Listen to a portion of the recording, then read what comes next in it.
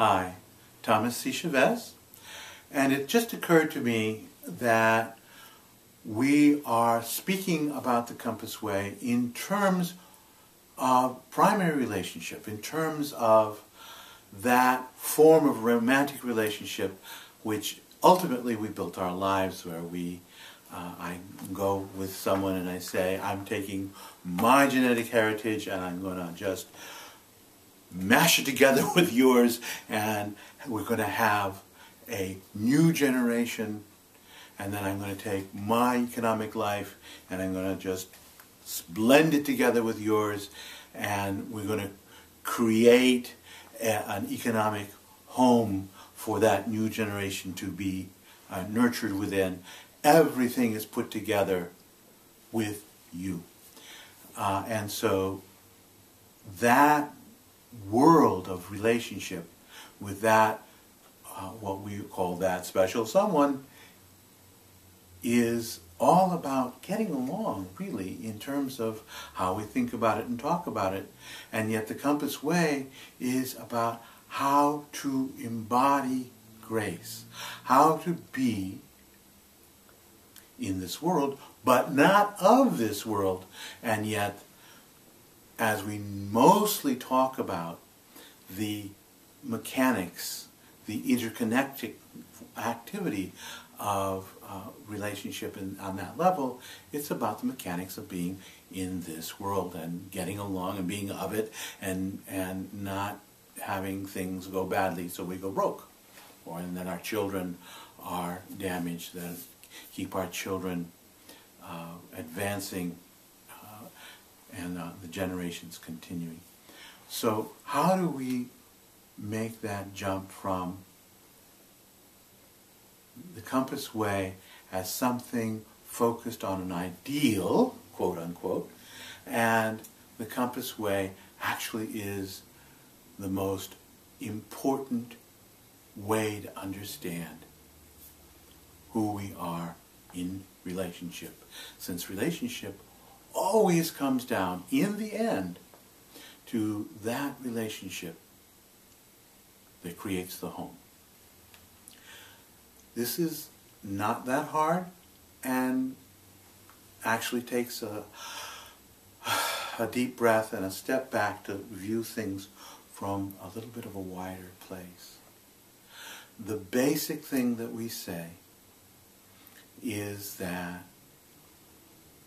we always falter and eventually fall in getting along. The consciousness of getting along works only up to a point, and then it stumbles, and then we scramble around and go through what we do, and we finally get back and we make it work again until it fails. And then we go into self-protection, and things get really pretty awful sometimes, maybe just a little bit awful, maybe really terrible. And then we come back eventually to getting along, and it's a cycle back and forth, doing the best we can, and we try so hard. And the compass of grace is where I'm not trying at all. I am. I am because you are. Unconditional love is exactly that.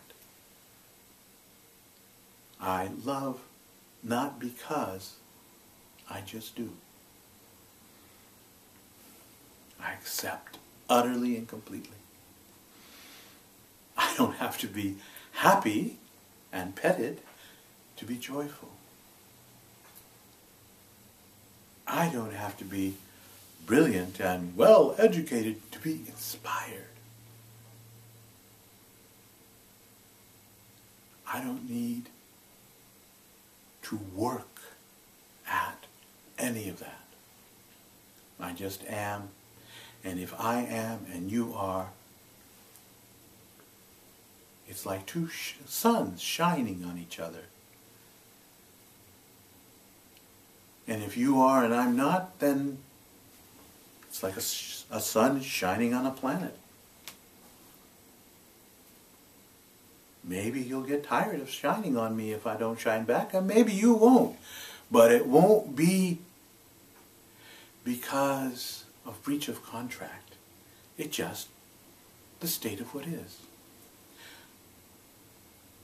That condition is what the Compass Way points to.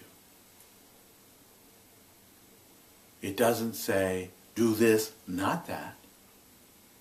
It simply says 1/3 of our natural heritage is to be utterly present, perfectly at peace, delightedly in love, joyful, accepting, grateful. Just to be. And if I am that with another person right beside me, there are no arguments. There's no fight. There is no stumble and crash.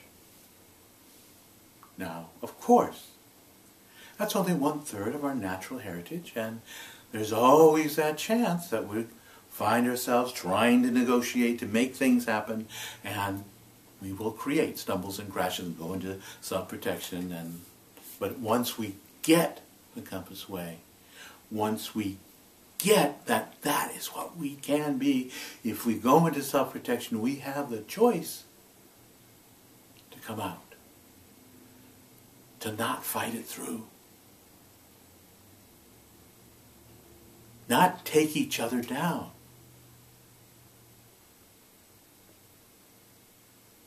Not try to be right at all costs. That is how the Compass Way, on one dimension, affects primary relationship. There are other ways, but I think that is enough for now.